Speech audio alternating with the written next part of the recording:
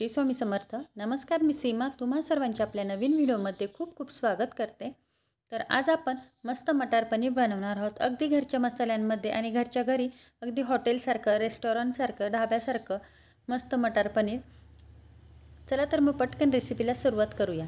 त्याआधी तुम्हाला सर्वांना एक निवेदन आहे की तुम्हाला जर माझे व्हिडिओ आवडत असतील तर प्लीज व्हिडिओला लाईक करत जा, व्हिडिओ आपल्या फ्रेंड फॅमिलीसोबत शेअर करत जा। त्याचबरोबर अजून चॅनलवर नवीन असतील, चॅनल सबस्क्राइब केले नसेल तर प्लीज चॅनलला सबस्क्राइब करा। अगदी घरगुती मसाले मी इथे घेतलेले आहे। तर इथे 200 ग्रॅम पनीर घेतलेला आहे, त्याचबरोबर 1 वाटी ताजा हिरवा मटार घेतलेला आहे, त्याचबरोबर 8 ते 10 काजू मी इथे पाण्यात भिजत ठेवलेले आहेत।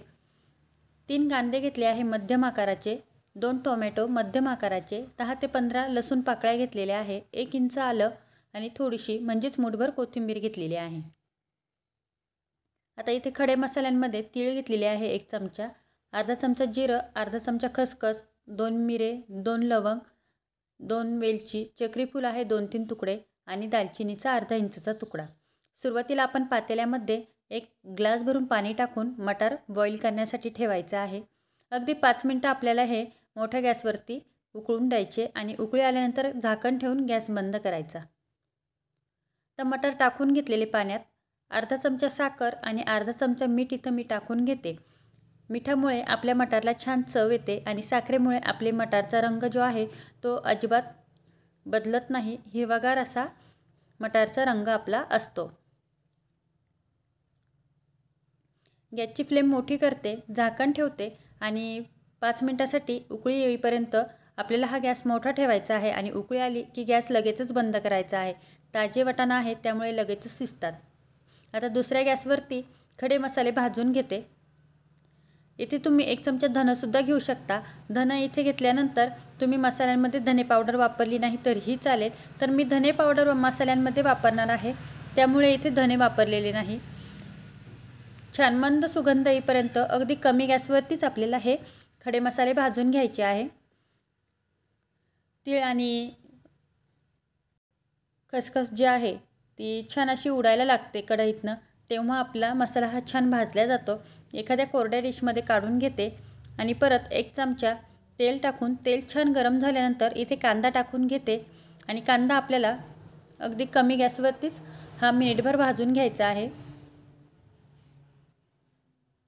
कांदा जास्त हा परतवायचा नाही, कारण की शेवटपर्यंत आपल्याला मसाले भाजेपर्यंत कांदा हा छान परतला जातो, त्यामुळे आपल्याला कमी गॅसवरतीच हा 2 ते 3 मिनिटांसाठी भाजून घ्यायचा।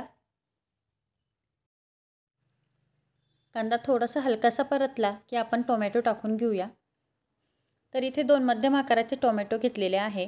टोमॅटोचा छान असा रंग हलका होईपर्यंत आणि छान नरम होईपर्यंत आपल्याला हे परतवून घ्यायचं आहे। टोमॅटोऐवजी तुम्ही दहीसुद्धा इथे वापरू शकता, म्हणजे मसाल्यांमध्ये दही वापरा, म्हणजे टोमॅटो नसला आपल्या घरामध्ये किंवा आपल्याला वापरायचा नसेल तर मसाले जेव्हा आपण बारीक करतो ना त्यावेळेस तुम्ही तिथे 2 चमचे दहीसुद्धा वापरू शकता। थोडासा हलकासा कांद्याचाही रंग चेंज झालेला आहे आणि टोमॅटोसुद्धा परतलेला आहे। आता 2 चमचे इथे मी खोबरं घेतलेलं आहे, लसूण आणि आलं हे सर्व यात टाकून परतवून घेते। सोबत काजूसुद्धा इथेच मी टाकून घेणार आहे।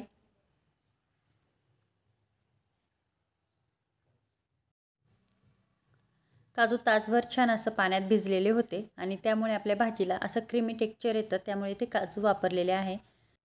6-7 मिनिटं मध्यम गॅसवरतीच आपण हे सर्व मसाले भाजून घेतलेले आहे, म्हणजे कांदा, खोबरं, टोमॅटो, काजू, आलं, लसूण हे सर्व मी परतून घेतलेले आहे। तर तुम्ही बघू शकता कांद्याचा कलर किती छान सोनेरी रंग येईपर्यंत छान कांदा परतलेला आहे, टोमॅटोसुद्धा नरम झालेला आहे। आता हे थंड व्हायला ठेवते आणि थंड झालेले सुके मसाले मिक्सरमध्ये पावडर करून घेते। तर हे मसाले पावडर केल्यानंतर आपण जो ओला मसाला आहे, म्हणजे कांदा खोबऱ्याचं जे वाटण आहे ते आपण इथे बारीक करून घ्यायचं आहे मिक्सरला। मिक्सरचं भांडं छोटं आहे, मी 2दा करून घेते आणि यासोबतच थोडीशी कोथिंबीरसुद्धा बारीक करून घ्यायची आहे। या मसाल्यासोबत कोथिंबीर बारीक करायची आणि थोडीशी अशी एकदम बारीकसर अशी पेस्ट करून घ्यायची। थोडं पाणी टाकायचं, टोमॅटोमुळे पाणी टाकण्याची गरज नाही, लागलं तर तुम्ही परत पाणी वापरू शकता। आता त्याच कढईमध्ये मी 1 मोठा चमचा तेल टाकून घेते। तेलाचं प्रमाण तुम्ही तुमच्या अंदाजानुसार कमी जास्त करू शकता। 1 तेजपान टाकून घेते, खड्या मसाल्यामध्ये तुम्ही तेजपान टाकू शकता, मी इथे टाकलेलं। 1 चमचा कसुरी मेथी टाकते, ज्यामुळे आपल्या भाजीची चव अगदी रेस्टॉरंटसारखी, धाब्यासारखी, हॉटेलसारखी येते. हॉटेलमध्ये कसुरी मेथी वापरतात, त्यामुळे त्या भाजीला चव जास्त येते आणि चव वाढते. त्यामुळे मी इथे कसुरी मेथी वापरलेली आहे. कसुरी मेथी आवर्जून टाका. गॅसची फ्लेम मंद ठेवलेली आहे आणि आपण जे मसाल्याचं वाटण आहे ते सर्व यात टाकून घेते.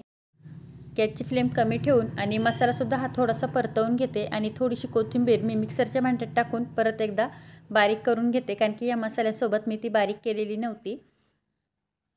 त्याच मिक्सरच्या भांड्यामध्ये मुठभर कोथिंबीर मी बारीक करून घेतलेली आणि तीही या वाटणामध्ये मिक्स करून घेते.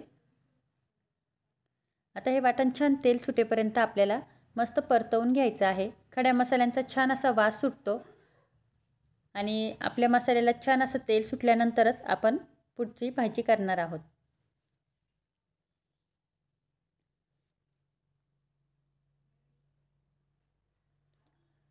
हे मसाले ना अगदी तळापर्यंत मिक्स करायचे आहे, म्हणजे वाटणातले जे सर्व मसाले आहे ना ते परतेपर्यंत, तेल सुटेपर्यंत आपल्याला हा मसाला छान अगदी तळापासून मिक्स करायचा आहे.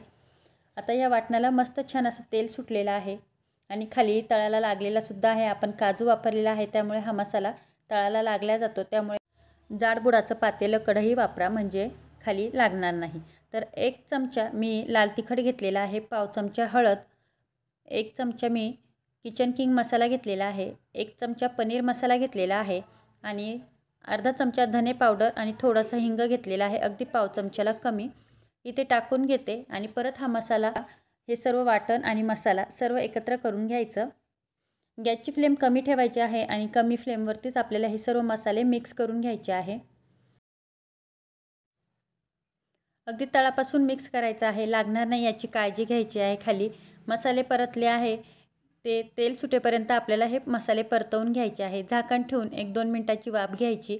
मधनं आपल्याला हे चेक करायचं आहे आणि तेल सुटेपर्यंत हा मसाला छान परतवून घ्यायचा आहे. खड्या मसाल्याचा, खोबऱ्याचा, कांद्याचा मस्त छान असा मंद सुगंध आपल्या सर्व घरभर पसरतो. भाजीची चव वाढते आणि खरं सांगायचं म्हणजे कोणतीही भाजी करताना मसाले छान परतल्या गेले पाहिजे, तरच भाजीची चव वाढते. तुम्ही कोणतीही भाजी करा, फक्त फोडणी मसाल्यांची व्यवस्थित बसली पाहिजे, मसाले करपले गेले नाही पाहिजे, तरच आपली भाजीची चव वाढते. तर छान तेल सुटेपर्यंत आपल्याला हा मसाला छान असा परतवून घ्यायचा आहे. खाली तळापासून मिक्स करतच आपल्याला हा मसाला परतवून घ्यायचा आहे. मस्त छान रंग बदललेला आहे, मस्त छान लालसर असा रंग आलेला आहे आपल्या भाजीला आणि तेल सुटलेलं पण आहे. तुम्ही बघू शकता, झाकण ठेवलं, 1 वाफ काढलेली आणि मस्त असं छान तेल सुटलेलं आहे. मसाला छान असा मिक्स झालेला आहे. अगदी तळापासून परत मिक्स करायचा. वाटणात सर्व मसाले परतले आहेत, तेल सुटेपर्यंत हा मसाला परतून घेतलेला आहे आपण. आता वाटाणा बघूया. वाटाणाही छान शिजलेला आहे. आता यातलं वाटाण्यातलं जे गरम पाणी होतं ना, तेच मी ह्या मसाल्यामध्ये टाकणार आहे, म्हणजे वेगळं गरम पाणी करण्याची गरज नाही. तर थोडंसं आधी पाणी ॲड करते आणि सर्व मिक्स करून घेते. मसाला त्यात सर्व मिक्स करून घेते.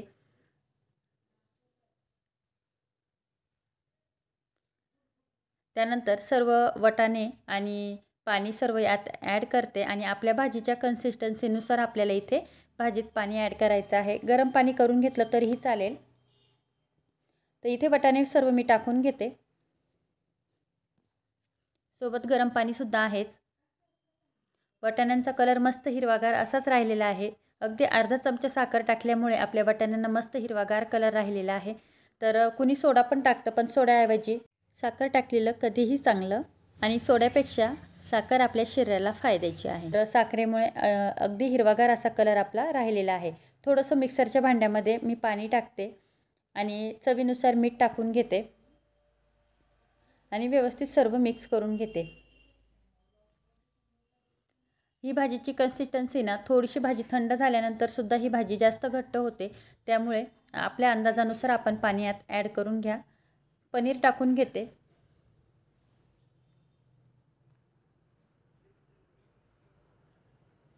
मोठ्या आचेवरच उकळी काढून घ्यायची आहे. नंतर 5 मिनटं मंद आचेवर आपल्याला हे उकळून द्यायचे आहे, म्हणजे मसाल्याचे छान फ्लेवर आपल्या भाजीमध्ये उतरतात आणि मसाले छान परतल्यानंतर आपण इथे पनीर घालून घेतलेलं आहे. झाकण ठेवून 1 मिनिटभरासाठीच फक्त एक वाफ काढायची आहे, म्हणजे पनीरच्या आतमध्ये सुद्धा आपले छान मसाल्याचे फ्लेवर जातात. 1 मिनिटभरासाठी तुम्ही बघू शकता, मस्त मटार पनीर आपलं इथं तयार झालेलं आहे. कोमट झाल्यानंतर ही भाजी थोडी थंड होते ना, त्यामुळे थोडी कन्सिस्टन्सी थोडीशी पातळसर ठेवली तरीही चालेल. थोडीशी कोथिंबीर वरतून भुरभुरली आणि आपले भाजीचा कलर तुम्ही बघू शकता किती छान आलेला आहे. जास्तीचे मसाले न वापरता एकदम छान चमचमीत हॉटेलसारखी रेस्टॉरंटसारखी भाजी आपण इथे घरच्या घरी तयार केलेली आहे. ही भाजी तंदूर रोटीसोबत तर एक नंबर लागते खरंच. तर मग नक्की ट्राय करून बघा मस्त मटार पनीर कोल्हापुरी.